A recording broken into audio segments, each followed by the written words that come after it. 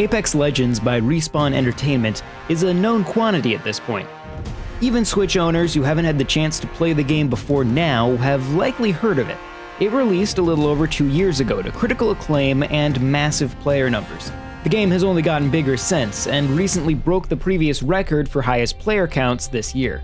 All the praise and popularity is worth it.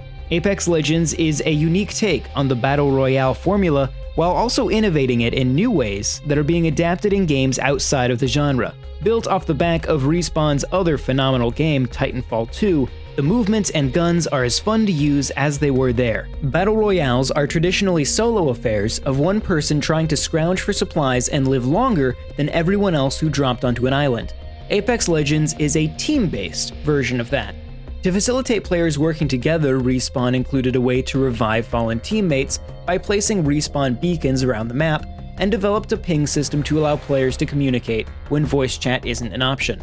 It's the ping system that is the most revolutionary implementation. A player can get across essentially everything there is to communicate with a teammate by pinging. Enemy locations, where to move next, unopened item crates, opened item crates, equipment that your teammate needs, and more can all be announced with one contextual button press. Apex Legends is a great game on PC, Xbox, and PlayStation. Then there's the Switch version. I was so excited when Apex Legends was announced for Switch. This being a handheld console, I knew it wouldn't be as pretty as other versions, or run at the same frame rate as the other versions. I'm not a big graphics or frame rate person, so I wasn't too bothered by the announced resolutions and frame rate before launch. My expectations were already that the game would be 30 frames per second, and while 540p in handheld mode isn't ideal, it's workable. The fact that all my skins and characters were locked on PC is annoying, but not a deal breaker. Nearly all the skins in the game look bad anyway. If I could just unlock Rampart quickly, I was fine. I like playing her the most, and the starting roster has enough characters that I think are fun. My problems with the Switch port aren't due to my expectations being too high. I had already accepted all the caveats that should have come with a handheld Apex Legends port. Unfortunately, the performance of the game is even worse than my adjusted expectations. I still think that 30 FPS would be fine, but the time Apex Legends spends at 30 FPS is minimal. Too many characters appearing on screen will cause frame drops. Shooting a gun will cause frame drops. These two occurrences happen quite often. The resolution also isn't the only problem with visuals on Switch. Frequently, textures won't load into the game. Seeing a textureless Pathfinder performing a finishing move once is kinda funny, but texture loss happens all the time. Opening menus will see sections of those menus disappear. I've opened the healing item wheel to switch to a medkit, but the wedge of the wheel that shows medkits didn't appear. Apex also includes in-game voice chat to communicate with friends and other players, but it doesn't work. Whenever my friend tried to use their voice system, it came through with a lot of cutting out between syllables.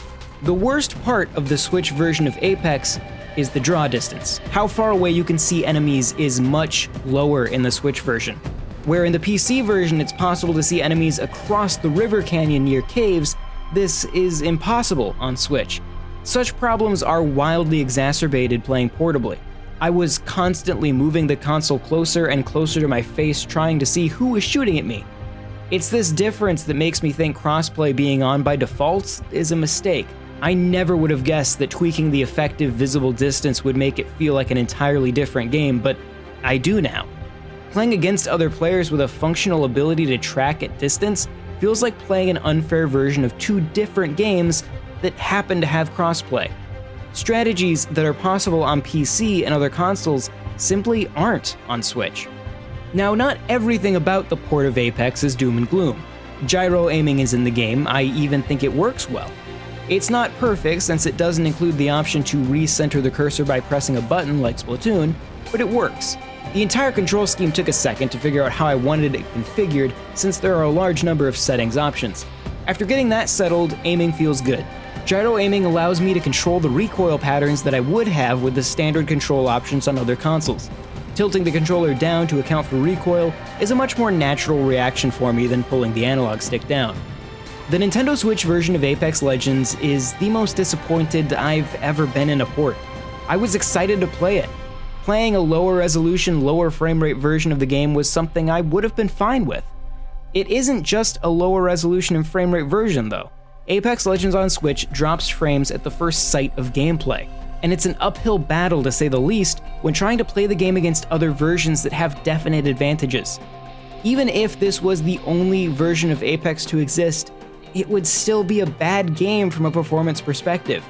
If you do only have a Switch, download it to see what the hype is about. The game is free, and maybe the performance issues aren't a big deal to other people. Whatever you do, just make sure to turn crossplay off. This video was made possible by our generous supporters on Patreon. Did you know that Nintendo World Report is funded directly by fans like you?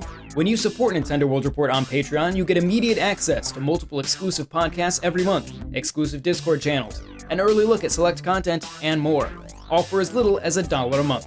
Check out patreon.com/NWR for all the details.